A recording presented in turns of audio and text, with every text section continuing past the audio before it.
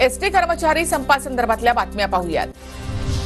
ऐन गणेशोत्सवाच्या तोंडावर एसटी कर्मचारी संपावर महाराष्ट्र एसटी कामगार कृती समितीचं धरणं आंदोलन। राज्य सरकारी कर्मचाऱ्यांप्रमाणे वेतनाची मागणी, संपामुळे प्रवाशांचे हाल। एसटी कर्मचारी कृती समिती आणि सरकारमधील आजची बैठक निष्फळ। मुख्यमंत्री शिंदेंकडून उद्या संध्याकाळी 7 वाजता सह्याद्री अतिथीगृहावर बैठकीचं आयोजन। एसटी कर्मचारी संपामध्ये पवार आणि ठाकरेंचे लोक, गुणरत्न सदावर्तेंचा आरोप, तर एसटीची कृती समिती नसून किडे समिती असल्याची सदावर्तेंची टीका।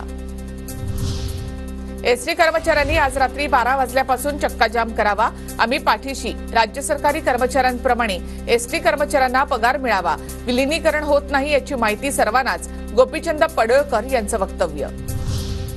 गुणरत्न सदावर्तेंनी नोटा छापायची मशीन घेतली आहे। सदावर्ते एसटी कर्मचारी आंदोलनाला लागलेला डाग, कर्मचाऱ्यांची सोन्यासारखी बॅग सदावर्तेंनी खड्ड्यात घातली।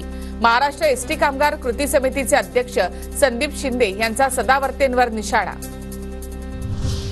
आमच्या मागण्या पूर्ण झाल्या नाहीत तर आंदोलन करणार, चाकरमान्यांना सोडायला आम्ही तयार। प्रवासी जनतेची माफी मागतो, एसटी कर्मचाऱ्यांचं वेतन वाढलं पाहिजे, संदीप शिंदेंची मागणी।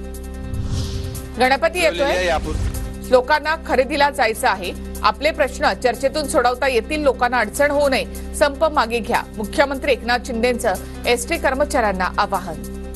गणपती आहे आणि लोकांचा सण आहे, त्यामुळे एसटीच्या कर्मचारी अधिकाऱ्यांना माझं आवाहन आहे की तुमच्याबद्दल सरकार सकारात्मक आहे, कोणीही संपावर जाऊ नये।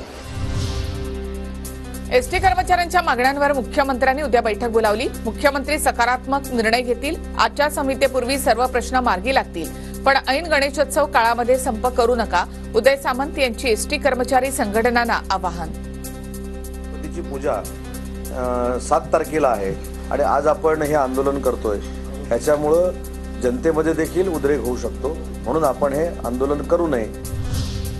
एसटी विलीनीकरणावरून वकील सदावर्ते आणि भाजपच्या गोपीचंद पडळकरांची पलटी। विलीनीकरणासाठी महाविकास आघाडीच्या काळामध्ये संप पुकारणारे पडळकरांच्या मते एसटी विलीनीकरण कायद्याने अशक्य।